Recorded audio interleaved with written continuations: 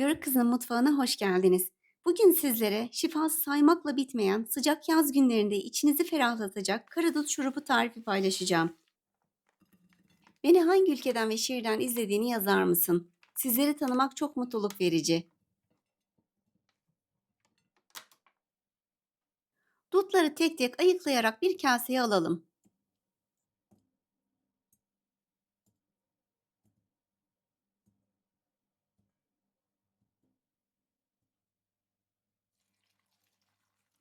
Üzerine su ekleyip narin bir şekilde yıkayalım.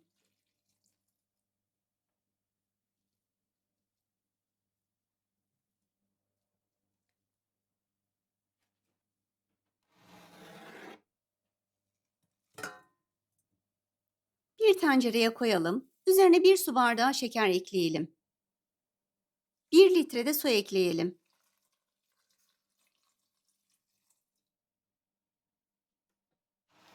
Ocağı alıp kaynamaya bırakalım. Şeker miktarını kendi damak tadınıza göre ayarlayabilirsiniz. Kaynamaya başladığında üzerine çıkan köpükleri alalım.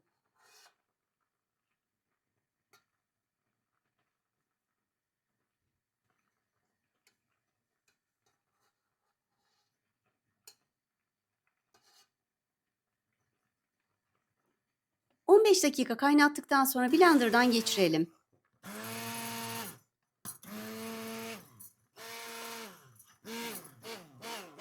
Oluşan köpükleri tekrar alalım.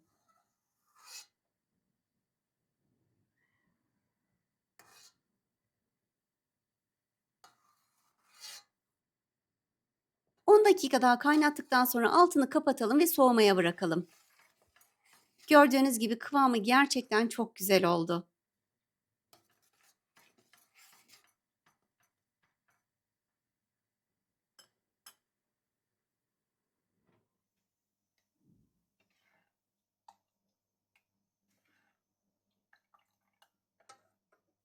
Gördüğünüz gibi bir kısmını buz poşetlerine dolduracağım.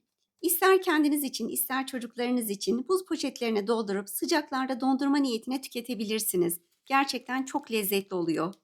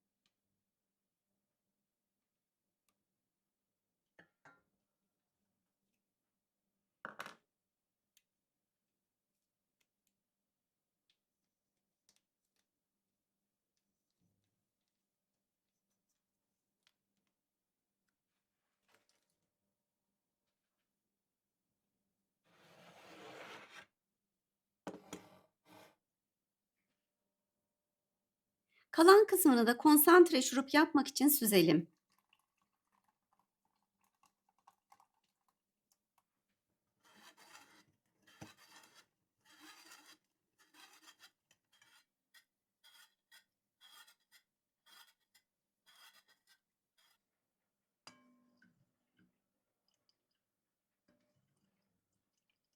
Kıvamına bakar mısınız? Ne kadar güzel oldu.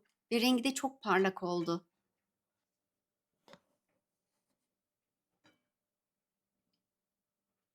Ben bir pet şişeye dolduracağım ve buzlukta muhafaza edeceğim. Sizler kısa sürede tüketecekseniz dolabın alt tarafında da muhafaza edebilirsiniz.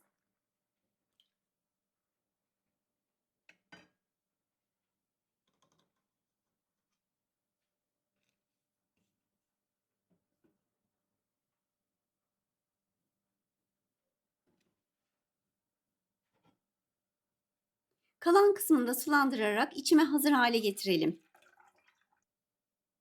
Yapmanızı tavsiye ediyorum. Şifa olsun.